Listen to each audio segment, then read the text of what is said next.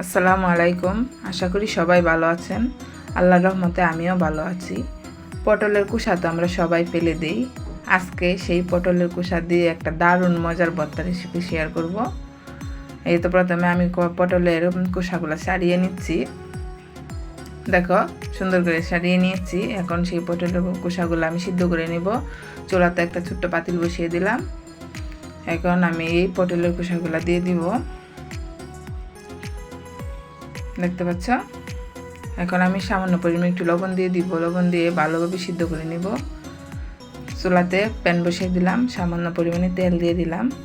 এখন 3-4টা শুকনো মরিচ আগে তেলে ভেজে নিব। এটা আপনারা চাইলে শুধু শুকনো মরিচ দিয়েও করতে পারেন, আবার চাইলে কাঁচা মরিচ দিয়েও করতে পারেন। আমি 2 রকমের মরিচই দিয়ে দিলাম, সাথে রসুন আর একটা পেঁয়াজ কেটে দিয়ে দিলাম। এগুলাকে এখন হালকা নেড়ে ছেড়ে ভেজে নিব। এখন সিদ্ধ করা সেই পটলের কুসা দিয়ে দিচ্ছি। সব কয়টা উপকরণ এখন ভালোভাবে নেড়ে ছেড়ে ভেজে নেব।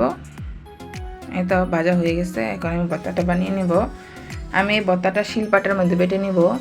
আপনারা চাইলে এটা ব্লেন্ডারও ব্লেন্ড করে নিতে পারেন, তবে আমার মনে হয় শিলপাটার মধ্যে ভর্তা বানালে ভর্তার টেস্টটা বেড়ে যায়।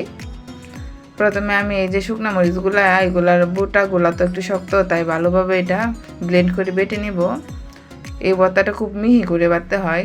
দেখেন আমার শিলটাও একটু ভেঙে গেছে, তাই ভর্তাটা বানাতে আমার একটু সমস্যা হচ্ছে।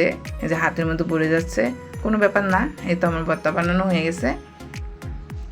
এখন আমি ভর্তাটার মধ্যে লবণ মাখিয়ে নেব। লবণ দিয়ে দিচ্ছি। এখন সরিষার তেল দিয়ে দেব। এই ভর্তার টেস্ট দ্বিগুণ বেড়ে যায় সরিষার তেল দিলে।